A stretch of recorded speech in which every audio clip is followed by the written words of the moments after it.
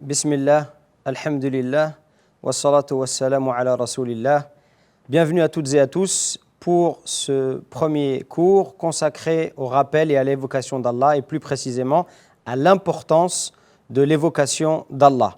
Et sachez que c'est une des adorations les plus profitables et les plus bénéfiques dans les deux mondes, aussi bien ici-bas que dans l'au-delà.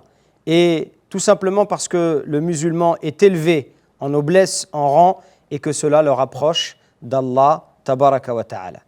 Quelle est la place qu'occupe le rappel d'Allah en islam? Et je me contenterai de citer deux hadiths pour montrer la valeur et l'importance du rappel d'Allah. Tout d'abord, dans un hadith qudusi, un hadith à thème divin, c'est un hadith dans lequel le prophète sallallahu alayhi wa sallam nous rapporte les propos d'Allah tabaraka wa ta'ala. Ce sont donc les paroles d'Allah, mais ce n'est pas du Coran. يقول الله تعالى أنا عند ظن عبدي بي وأنا معه إذا ذكرني. Allah nous dit à son prophète, je suis conforme à l'opinion que mon serviteur se fait de moi et je suis avec lui quand il me mentionne. Écoutez, je suis avec lui quand il me mentionne. فإن ذكرني في نفسه ذكرته في نفسي. S'il me mentionne en lui-même, alors je le mentionne en moi-même. وَإِنْ ذَكَرَنِي فِي مَلَئٍ ذَكَرْتُهُ فِي مَلَئٍ خَيْرٍ مِّنْهُمْ. Et s'il me mentionne dans une assemblée, alors je le mentionne dans une assemblée meilleure que la sienne, c'est-à-dire auprès des anges rapprochés. Ce premier hadith nous montre l'importance et la valeur du rappel d'Allah, car tout simplement, Allah Azza wa Jal nous accompagne de par son soutien, son assistance et son secours. Le second hadith nous indique également quelque chose de très important, indique la valeur du rappel d'Allah. Le prophète sallallahu alayhi wa sallam interroge ses compagnons pour susciter en eux leur curiosité, pour susciter en eux le désir de connaître la valeur du rappel d'Allah. Il leur dit, voulez-vous que je vous indique quelles sont les meilleures de vos actions, les plus pures auprès de votre Seigneur, celles qui vous élèvent le plus en degrés et qui sont meilleures pour vous que de dépenser or et argent en aumône, et meilleures pour vous que de rencontrer vos ennemis lors d'une bataille pour les combattre ou pour qu'ils vous combattent. Regardez, toutes ces choses-là, ce sont les meilleures de vos actions, les plus pures auprès de votre Seigneur, celles qui élèvent le plus en degrés, qui sont meilleures que de dépenser or et argent en aumône et meilleures que de rencontrer ses ennemis lors d'une bataille. Alors les compagnons répondirent, oui, bien évidemment, nous voulons que tu nous indiques de quelle œuvre il s'agit. Et le prophète leur a dit, c'est l'évocation d'Allah le Très-Haut. L'évocation d'Allah, c'est-à-dire le rappel d'Allah le Très-Haut. Une question. Pour quelle raison le rappel d'Allah a atteint ce rang si élevé auprès de notre Créateur? Tout simplement parce qu'en réalité, si l'on cherche à percer le secret de cette importance, c'est que l'évocation d'Allah est le reflet de l'amour que tu éprouves pour ton Seigneur. Plus tu aimes Allah, plus tu vas l'évoquer. Et ça, c'est quelque chose que nous assistons au quotidien. Nous assistons au quotidien à cette réalité, parce que les gens autour de nous parlent tout le temps de ce qu'ils aiment profondément et de ce qui compte pour eux.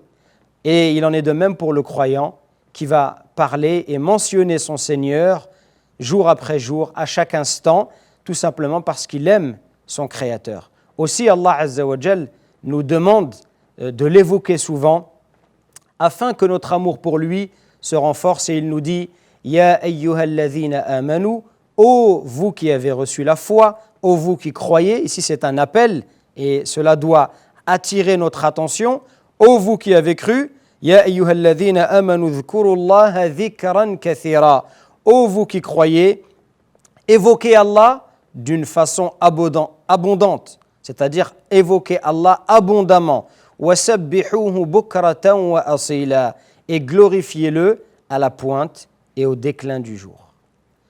Est-ce que le rappel d'Allah se fait uniquement par la langue, se fait uniquement par le biais de la langue? Et la réponse, c'est non.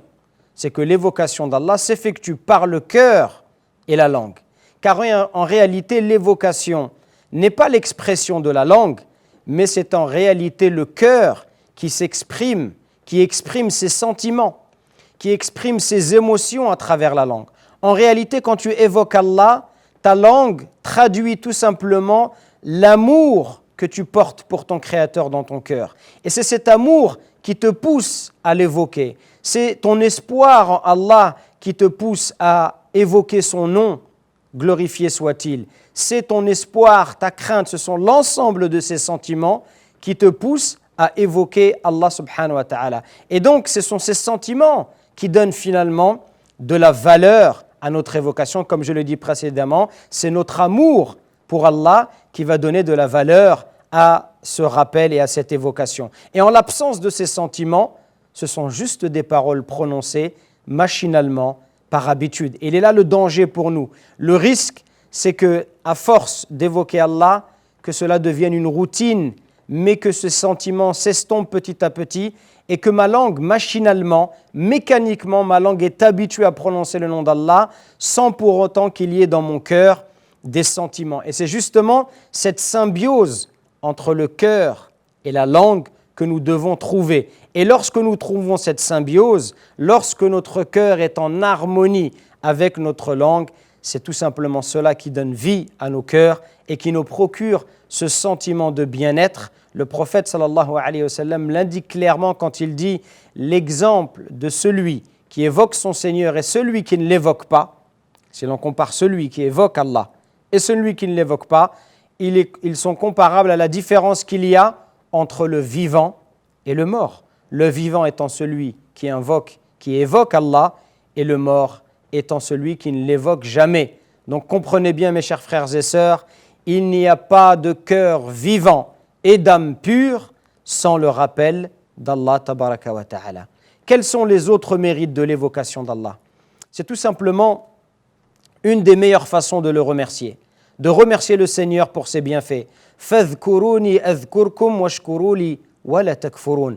Allah nous dit ce qui signifie souvenez-vous donc de moi, je me souviendrai de vous, et remerciez-moi et ne soyez pas ingrats envers moi. Ici, on voit bien le lien qu'il y a entre ces deux notions, le fait de se rappeler d'Allah, de se remémorer Allah, d'évoquer Allah et le fait de le remercier. Car se souvenir d'Allah, faire l'évocation d'Allah, c'est un des moyens de remercier notre Seigneur. Et la diversité des évocations, certaines sont à prononcer de temps à autre, d'autres se répètent tout au long de la journée, certains rappels sont à prononcer après certaines adorations. Tout cela permet de s'attacher à Allah Azza wa Jal et nous protège donc de l'insouciance. Et Allah Azza wa Jal nous dit وَلَا تُطِعْ مَنْ أَغْفَلْنَا قَلْبَهُ عَنْ ذِكْرِنَا وَاتَّبَعَ هَوَاهُ وَكَانَ أَمْرُهُ فُرُطًا. Et n'obéis pas à celui dont nous avons rendu le cœur inattentif à notre rappel, qui poursuit sa passion et dont le comportement est outrancier. N'obéis pas à celui dont nous avons rendu le cœur inattentif à notre rappel.